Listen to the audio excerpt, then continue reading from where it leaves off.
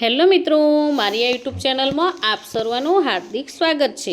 આજે આપણે ધોરણ 5 સ્વાધ્યાય પોથી ભાગ નંબર 4 વિષય પર્યાવરણ એકમ 17 છે દિવાલ ઓળંગી લીધી। આ એકમનું આજે આપણે સંપૂર્ણ સોલ્યુશન જોવાના છીએ।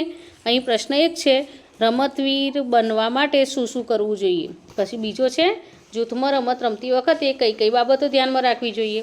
એના આપણે અહીં સરસ રીતે જવાબો લખેલા છે।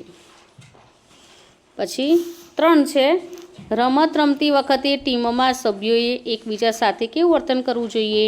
પછી આગળનો પ્રશ્ન છે, છોકરીઓએ બહાર જઈ રમવું જોઈએ કે નહીં। તમે આના વિશે શું વિચારો છો અને શા માટે તે લખો। હવે આગળ, મેદાની રમતો રમવાથી કયા ફાયદાઓ થાય છે। તમને કોઈએ રમતા રોક્યા છે અને રોક્યા હોય તો શા માટે।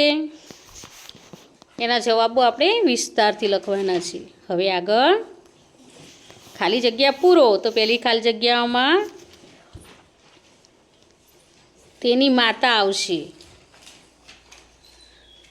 પછી બીજામાં અર્જુન, ત્રીજામાં એકતા, ચોથામાં 5, છઠ્ઠામાં મુસ્તફા ખાન અને છઠ્ઠામાં દાદી, સાતમામાં બચ્ચુ ખાન, આઠમામાં બેડમિન્ટન અને 9મામાં નૂર ખાન, 10મામાં માતા પિતા, 11મામાં બચ્ચુ ખાન અને 12મામાં 5 આવશે। હવે આગળ, અહીં પ્રશ્ન 3, અહીં સફળ મહિલાઓના ચિત્રો આપેલા છે। શિક્ષકની મદદથી તેને ઓળખો અને તેના વિશે લખો। તો પહેલું છે લતા મંગેશકર, બીજો છે આનંદી પટેલ, ત્રીજું છે કાનેરુ હમ્પી।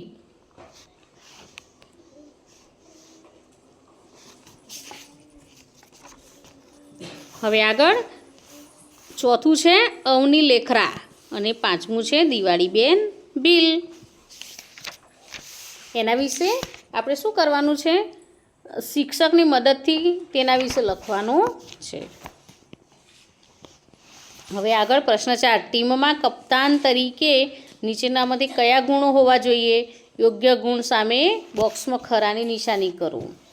તો પહેલું ખરું આવશે, બીજું ખરું, ત્રીજું ખોટું, ચોથું ખરું, પાંચમું ખરું, છઠ્ઠું ખરું, સાતમું ખોટું, આઠમું ખોટું, નવમું ખોટું, 10મું ખરું, 11મું પણ ખરું। હવે આગળ, જોડકા જોડો। અ વિભાગના જોડકા એ વિભાગના જોડકા બી વિભાગ સાથે જોડવાના છે। તો પહેલામાં ઈ આવશે, બીજામાં ડી, ત્રીજામાં એ આવશે, ચોથામાં એફ અને પાંચમામાં સી અને છઠ્ઠામાં બી। તો મિત્રો, અહીં આપણો આ એકમનો વિડીયો પૂરો થાય છે। જો તમને આ વિડીયો ગમ્યો હોય તો લાઇક, શેર અને સબસ્ક્રાઈબ ચોક્કસથી કરજો।